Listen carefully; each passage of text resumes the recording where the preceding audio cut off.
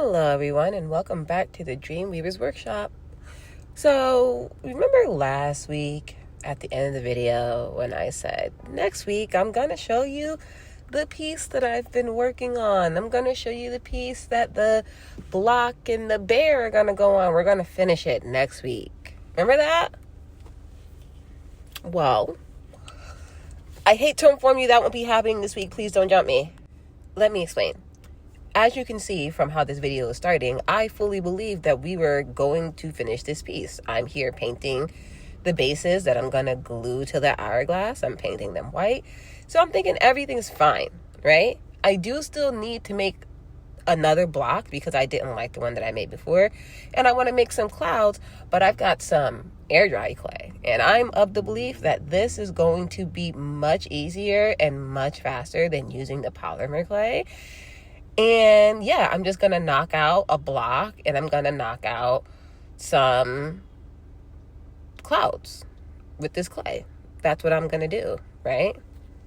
So I've worked with air dry clay before, specifically this brand. I've also used Sculpey. And, you know, it worked. But I'm thinking like, I know what to do, right? This is going to work. So you see me taking this air dry clay and continually dumping it in the water because as I'm like rolling it and kneading it, it is cracking. It is not rolling into a smooth ball. It's not conforming at all. But eventually I'm like, whatever, it's fine. I can still make this block. And here I go about trying to form the clay into a block similar to what I did in the video with the polymer clay, right?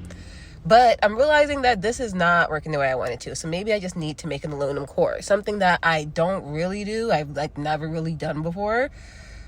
But I'm like, I've seen the people do this thing. They put the aluminum in the middle and then they put the clay on the outside. So maybe that will help with the shaping of this, right? And also maybe it will help me like get the clay smooth because I'm dunking it in this water and for whatever reason it's still as dry as Sahara. It will not blend together properly. It will not stop cracking. I can't even roll it into a smooth ball. So I take the clay that I rolled into I made into the square and I'm rolling it flat now because I'm just going to cover this aluminum core square with the clay. And I feel like that should go pretty well, right? Because like it has a shape to cling to now. So it should go pretty well. For the life of me, I could not get this freaking clay to blend. Oh my God. Do you see that big old seam? Like, I don't know, dude. Like, I've seen people take air dry clay and make some of the most amazing things. And it's just not rocking with me. And I don't know why. Like, I cut it out in a few places. But when I tell you that throughout this entire process was just saturating the clay in water because I'm thinking maybe it's just dry because that's why clay cracks, right? So I get the shape I want to make it sharp edges like we've spoken about before. So I take the edge of my ruler and I just start slicing off where I feel like it's uneven, getting the edges sharp, trying to get the sides as straight as possible. Through doing this, I do achieve that, but there are still cracks and holes and all types of things in it. So I'm trying to make like slip with the clay now and rub it in, which kind of worked. It kind of didn't. It really kind of just slid around like on the top of the clay, like the little slip that I made. It really just kind of slid around on the top of the form that I made. I even like take my finger and stick it in the water and try to like rub out some of the lines in it or like fill in some of the holes. Like, it kind of worked, but ultimately not really. And so I was like, at this point, this is good enough. I can sand it. That's what I'm thinking. I can sand it when it comes out, when it's done drying, right? So now we're moving on to the clouds. And the original plan was to use foam clay, which is what I have here. Because I'm thinking clouds are big and fluffy. Foam clay is fluffy. I actually love working with foam clay. It's a very fun texture for me. I very much so enjoy it, especially when I don't color it with paint. When it color with paint, it's a little more stiff. When it's fresh out the bag, it's a very nice texture. I do love it.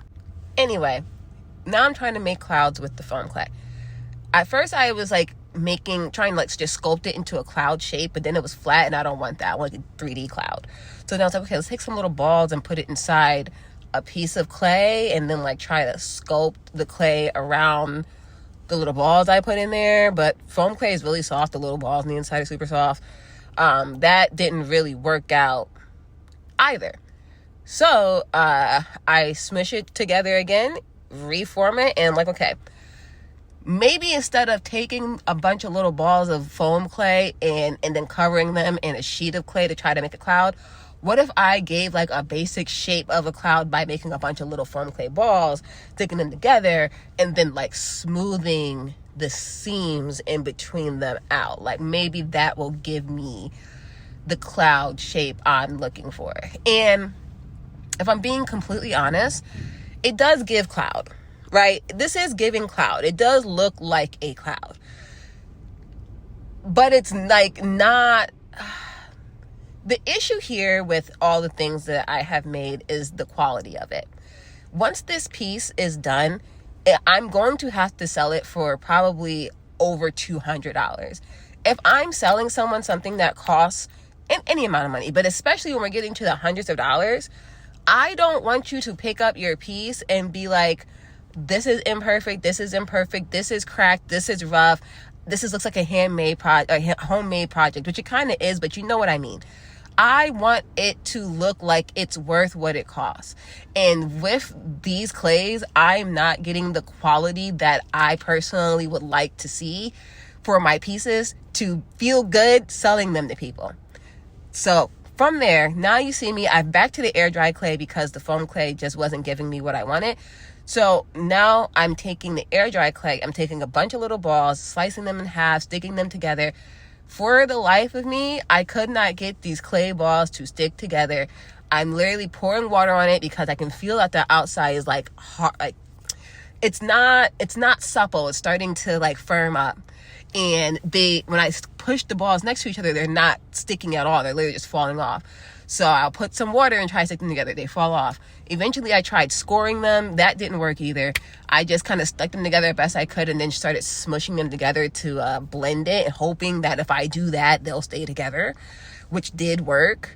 And then I go about taking a bunch of tools and smoothing out this air dry clay cloud. And once again, it is giving cloud. I'm not going to lie and say that it's not giving cloud, but it's not giving like $200 cloud. You know what I'm saying? It's not giving that type of cloud, and it needs to be giving $200 plus cloud. The other thing that I was thinking about with this, which is not necessarily an issue of the clay, it's actually not an issue of the clay, it's a style choice. This cloud is giving very much realistic, which is not bad, but I think I want to go in a more like cartoony, whimsical style for the clouds. So like I have the gist of how to do it. It's just that the general way that it ends up looking, I think, is too realistic. Either way, this is what I end up doing to get this version of the cloud.